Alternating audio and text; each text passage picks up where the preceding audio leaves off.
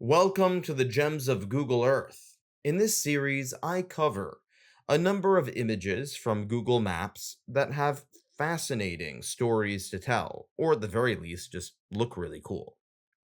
In this video, we're going to be going over a variety of fascinating buildings found throughout the planet.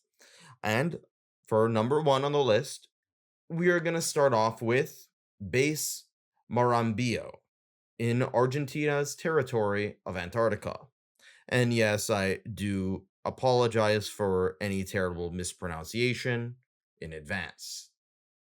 Now, this Antarctica base was founded during the late 1960s. After all, the Antarctica Treaty set up a variety of territories throughout the continent for a number of countries, mostly in the southern hemisphere, to use for scientific purposes. This led to the demilitarization of Antarctica, and by and large, to this day, the continent is used more for discovery and curiosity than it is for geopolitical infighting. By and large, this base sees a balmy summer of -5 to -10 Celsius, and the wintertime usually straddles below -20. The way to get to this station is usually by plane. And given the logistical challenges, that means that getting here is quite expensive, and shipping supplies is also expensive. This is why the scientists can usually expect to eat a great deal of expired food during their time here. Overall, the number of scientists located at this base will swell during the summertime and then shrink during the wintertime. Let's move on to the next place on our list, the Boeing Everett factory in Washington state. This is the largest building in the world by volume, making up 472 million cubic feet. Or, if you're using non-freedom units, 13.3 million cubic meters. The floor area is also massive, being nearly 400,000 square meters. The reason for this is, well, that's where the Boeing aircraft are manufactured, such as the Boeing 777, the Boeing 787, also known as the Dreamliner, and the Boeing 767. This isn't just a place to manufacture planes, but also a kind of mini city in and of itself, as you need the facilities for all the workers there, down to coffee shops, fast food restaurants, and a variety of other amenities used by the workforce. This, at the end of the day, is where many of the planes used by airlines around the world are manufactured. Next on the list is the middle of the world. This is a well known monument just north of Quito, the capital of Ecuador. Ecuador is called Ecuador because of the equator. And this site is located on the latitude of 0. So, yeah, it's pretty much on the equator, which is an invisible line. But this monument actually tells you, hey, this is where the invisible line is located. The monument was built during the late 1970s and stands around 30 meters tall. To this day, you can use a variety of optical tools to look at the sun and various other celestial bodies. After all, what's quite remarkable about this location is that even though it's right on the equator, it's at such a high elevation that the temperature in Quito is by and large 15 degrees Celsius all year round. Next on the list is this little house. You may have heard of a man who was born here. His name is Adolf Hitler. And this is in a town in Austria, right on the German border. Now, Austria was annexed by Germany during World War II, and Austrians did play a pretty disproportionate role in the war crimes of Germany during that great conflict. In the aftermath of the war, this site actually became a bit of a pilgrimage area, much to the disgruntlement and disgust of the Austrian government.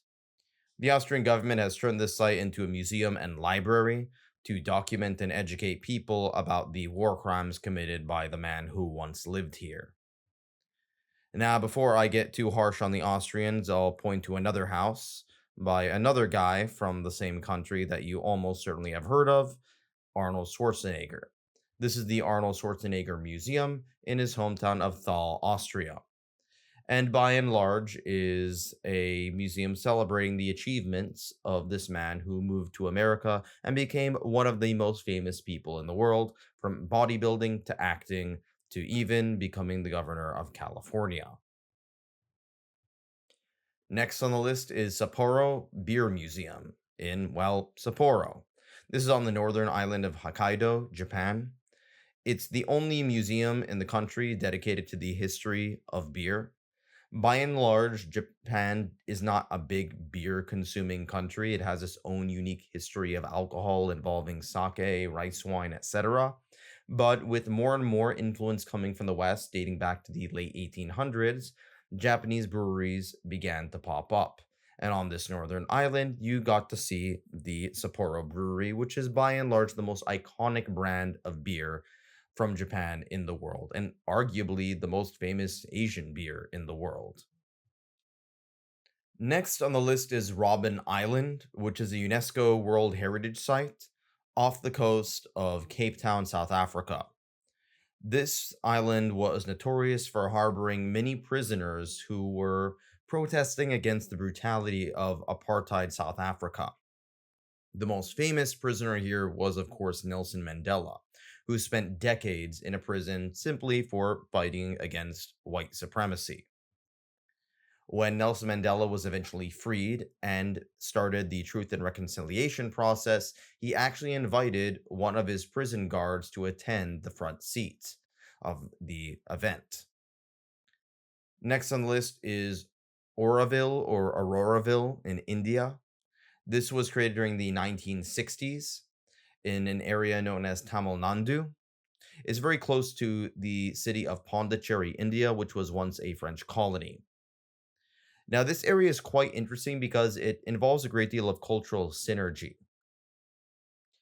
During the 1960s, there was a lot of interest in Indian culture, particularly its religion, or more accurately, religions, with Hinduism, Jainism, Buddhism, Sikhism, and other forms of faith, as many Westerners were abandoning Christianity and sought various new forms of meaning.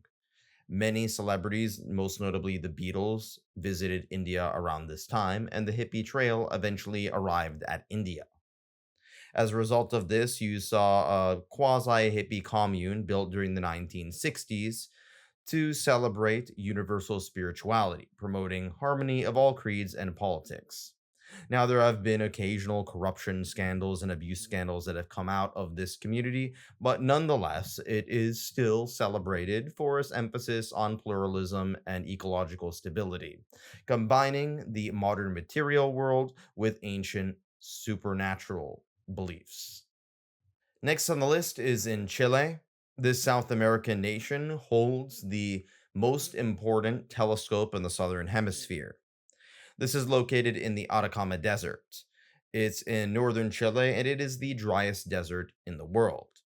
Due to its high elevation and its very dry climate, it's perfect for stargazing.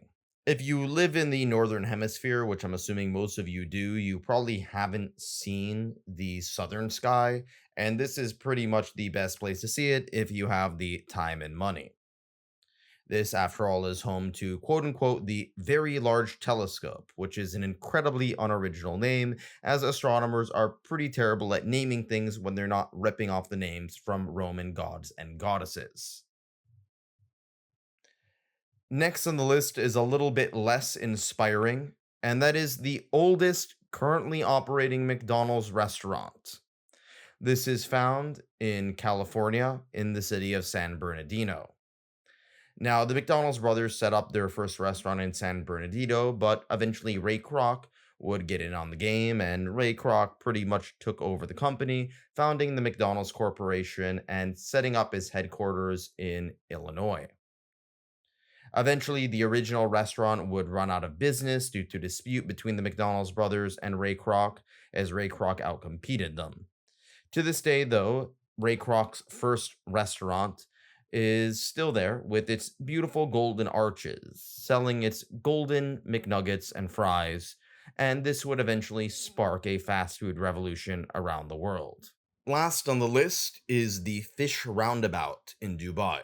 Now, I spent much of my adolescence in Dubai during the 2000s, and a lot of people don't know that before the 2000s, the city barely had any of its massive skyscrapers. During that decade, it became one of the top three fastest growing cities in the world. The old part of Dubai is known as Dira. This was the part of the city that was built before it became so wealthy and prominent. And here you can see a more typical urban structure with medium rise buildings. What's most interesting about this location is just how mundane it is. At a certain point, before all that money started pouring in, the most famous landmark was this fish statue in the middle of a roundabout. Not some giant tower, not some Palm Island, but a fish statue. Oh, how the times have changed. And there you have it. That is my list of some of the gems of Google Earth in terms of buildings. Thanks for watching, and stay tuned as in my next video, I'm going to be covering patterns of satellite images.